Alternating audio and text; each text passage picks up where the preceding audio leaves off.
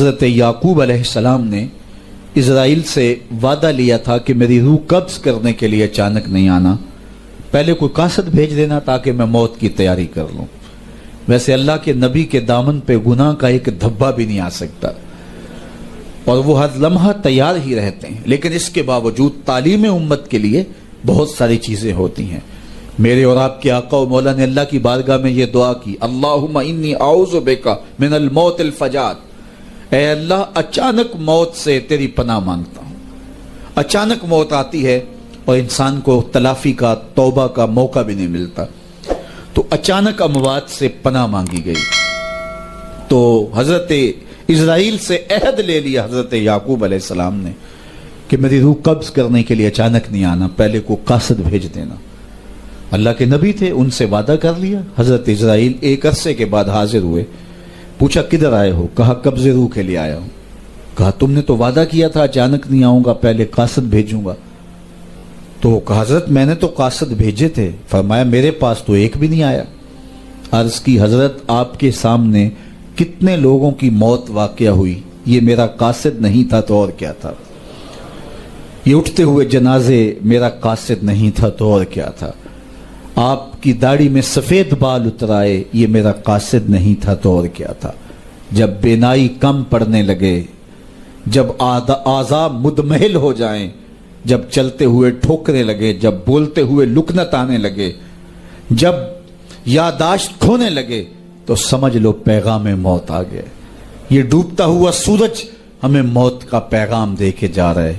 دیکھو کیسا بھنگ پن تھا، کیسی دوپہر تھی، کیسی کرنوں کی تمازت اور حدت، شدت اور گرمی تھی، لیکن آج درد غروب سے زرد ہوا جا رہا ہوں۔ اتنی بڑی کائنات، اتنا بڑا منبع نور کا جو آسمان کے اوپر جگمگا رہا ہوتا ہے، درد غروب سے وہ بھی زرد ہو جاتا ہے۔ دیگرتے دن گیا محمد، اوڑک نو ڈب جانا۔ تو یہ ہمیں پیغام دیتا ہے، میاں تم بھی جا رہے ہو۔ یہ پھیلے ہوئے قبرستان بتاتے ہیں۔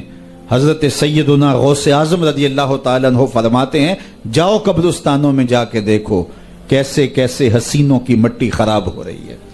جو بدن پہ چٹکی بھی نہیں پڑنے دیتے تھے مٹی کی، آج ان کے کفن بھی تار تار ہو گئے ہیں۔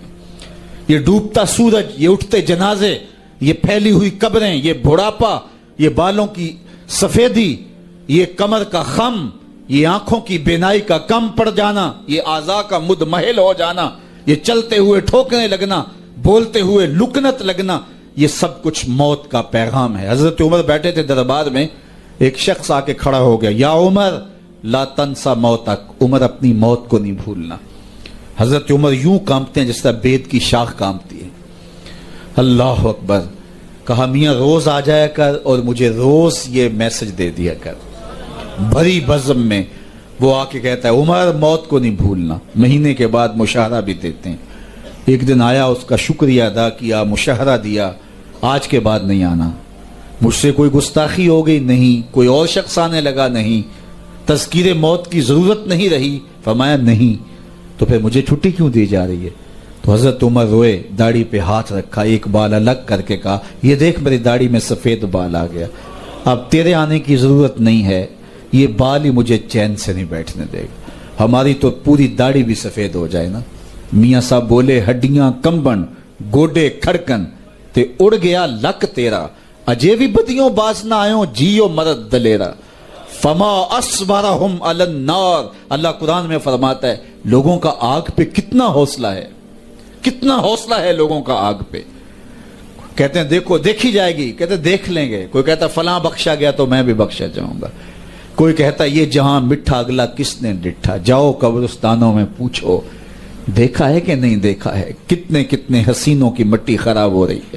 تو قبل اس سے کہ وہ وقت آئے کوئی حجت باقی نہ رہے، مجھے اور آپ اپنی زندگی کو اللہ کے حضور سپرد کرنا ہے، اور موت کا ذائقہ ہر ایک نے چکھنا ہے قبل اس سے کہ وہ وقت آ جائے اور پھر پچھتاوا ہو۔ آج میں اور آپ اپنی زندگی کو اللہ کے حضور پیش کرنے سے پہلے اپنے آپ کو تیار کریں۔ دو چیزیں دل کا زنگ اتارتی ہیں، کثرت کے ساتھ موت کی یاد اور قرآن مجید کی تلاوت۔ ادارت المصطفیٰ کی فکر لوگوں کو معاد سے جوڑنا اور کتاب اللہ سے ان کو مربوط کرنا ہے، اور اسی فکر کے اوپر ملک کے بلکہ دنیا کے ایک ایک گوشے پہ اس پیغام محبت کو پھیلایا جا رہا ہے، تاکہ اگر ہم اپنے دلوں کو مصفہ کرنا چاہیں، اپنے باطن کی پاکیزگی اور طہارت کا ساماں کرنا چاہیں، تو ہمیں یہ کرنا ہوگا۔ اور یہ نسخہ دلوں کی پاکیزگی کا، دلوں کی صفائی اور ستھرائی کا، یہ ہمارا کوئی ایجاد کردہ نسخہ نہیں ہے، یا کسی سنیاسی بابے کا نسخہ نہیں ہے، یہ دل و قلب و نگاہ کے مرشد اولین کا بتایا ہوا نسخہ ہے، دلوں کے طبیب کا بتایا ہوا نسخہ ہے کہ اگر آپ اپنے دل مصفہ کرنا چاہیں، باطن صاف کرنا چاہیں، تو قرآن مجید کی تلاوت اور کثرت کے ساتھ موت کی یاد، یہ تمہارے دلوں کو پاک کر دے گی۔